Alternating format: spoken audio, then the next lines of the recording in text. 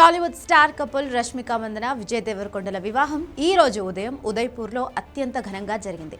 తెలుగు సాంప్రదాయం కొడవ సాంప్రదాయం ప్రకారం ఈ వివాహాన్ని పెద్దలు నిర్వహించారు.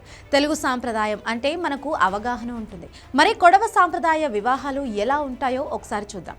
కొడవ సాంప్రదాయ పెళ్లిలో పూర్వీకుల ఆశీర్వాదాలు ప్రకృతి పూజలపై ఆధారపడి ఉంటుంది. పూజారులు లేకుండా కుటుంబ పెద్దలు ప్రధాన పాత్ర పోషిస్తారు. ప్రధాన ఆచారాల్లో మనకు మాదిరిగా మాంగళ్య ధారణ ఉండదు. అలాగే సప్తపది అంటే 7 అడుగులు ఉండవు. వధువు ఒడిలో బియ్యం స్థానంలో నాణాల మూట పట్టుకుంటుంది.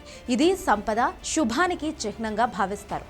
వధువు తల్లికి పెళ్లిలో ప్రాధాన్యత ఎక్కువగా ఉంటుంది. వధువు కొడవ శైలిలో చీర సాలువా ధరిస్తుంది. వరుడు సాంప్రదాయ దుస్తులు ధరిస్తాడు. పెళ్లి మండపానికి పెద్దలు పూజలు చేస్తారు. వారిని అరవు అని అంటారు. అలాగే బాంబు మామిడి ఆకులతో అలంకరిస్తారు. భోజనం కూడా చాలా స్పెషల్గా ఉంటుంది. భోజనం బొప్పాయి ఆకులపై వడ్డిస్తారు. తెలంగాణ మాదిరిగా నాన్ వెజ్కు ఇక్కడ ప్రయారిటీ ఉంటుంది. కడంబుట్టు అంటే రైస్తో పాటుగా పోర్క్ అంటే పంది మాంసం ముఖ్యం.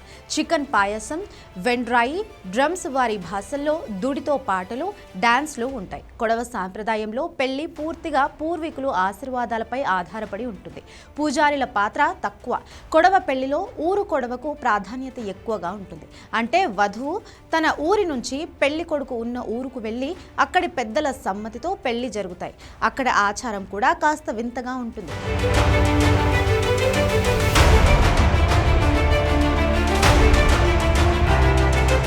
వధువు తలపై నీరు పెట్టి పూర్వీకుల ముందు 3 మంటల మధ్య కూర్చొని సప్తపది చేస్తారు.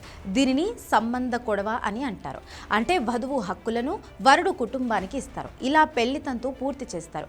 ఇక్కడ మరో ముఖ్యమైన విషయం ఏంటంటే కొడవ సాంప్రదాయ పెళ్లిలో కావేరీ నదిని కులదేవిలాగా పూజిస్తారు. కావేరీ నది ఉద్గమం కొడుగు ప్రాంతంలో ఉండడం వల్ల పెళ్లి ఆచారాలకు కావేరీ నదితో దగ్గర సంబంధాలు ఉన్నాయి. వధువు వరుడి ఇంటికి వెళ్ళేటప్పుడు కుటుంబ కుండలో కావేరీ నీటిని పూజించి తల మీద తీసుకొస్తారు. అలాగే కొక్కెతాతి అంటే నెక్లెస్లో కావేరీ చిహ్నం ఉంటుంది. ఇది శుభకార్యాల్లో ధరిస్తారు.